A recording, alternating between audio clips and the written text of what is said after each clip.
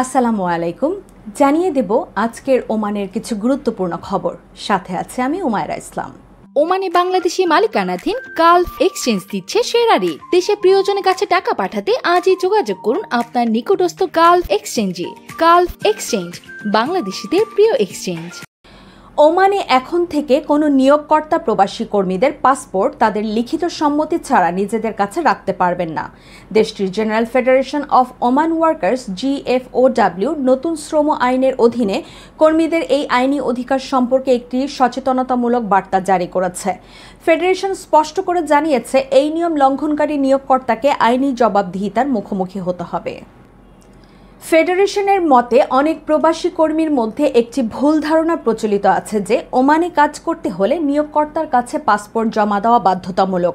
এই ধারণাটি খণ্ডন করে general federation of Oman workers জানিয়েছে, রয়্যাল ডিক্রি নম্বর 53/2023-এর 6 নম্বর অনুচ্ছেদ অনুযায়ী কর্মীর লিখিত সম্মতি ছাড়া তার পাসপোর্ট বা অন্য কোনো ব্যক্তিগত নথি রাখা সম্পূর্ণ বেআইনি।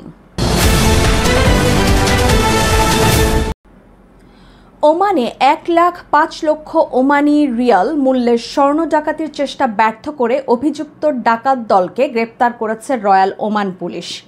টাইমস অব ওমান লিখেছেন, রয়্যাল ওমান পুলিশ ROP এক দুঃসাহসিক অভিযান পরিচালনা করে প্রায় 1.5 লক্ষ ওমানি রিয়াল মূল্যের স্বর্ণ ডাকাতির একটি পরিকল্পনা ধ্বংস করে দিয়েছে।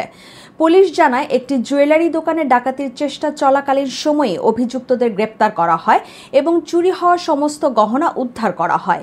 ঘটনার সঙ্গে জড়িতদের বিরুদ্ধে আইনানুগ ব্যবস্থা গ্রহণ প্রক্রিয়াধীন রয়েছে বলে জানিয়েছে কর্তৃপক্ষ।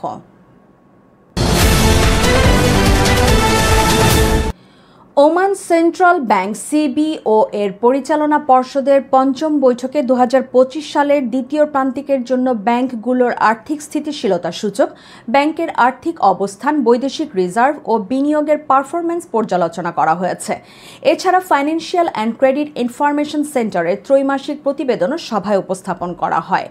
বৈঠকে একই সাথে 2025-26 শিক্ষাবর্ষের জন্য ব্যাংকিং ও আর্থিক অধ্যয়ন কলেজের বার্ষিক বাজেট অনুমোদন দেওয়া হয়।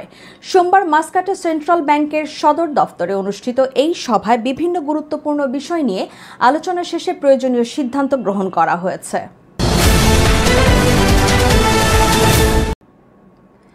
উপসাগরীয় সহযোগিতা কাউন্সিল GCC গ্র্যান্ড ট্যুরস নামের একটি সমন্বিত পর্যটন ভিসা চালুর চূড়ান্ত পর্যায়ে রয়েছে। শেনজেন ভিসার আদলে পরিকল্পিত এই ভিসার মাধ্যমে পর্যটকরা একটিমাত্র ভিসা ব্যবহার করে সৌদি আরব, সংযুক্ত আরব আমিরাত, কাতার, বাহরাইন, কুয়েত ও ওমান এই 6টি দেশ ভ্রমণ করতে পারবেন। পরীক্ষামূলকভাবে ভিসাটি 2025 সালের শেষের দিকে চালু করার পরিকল্পনা রয়েছে।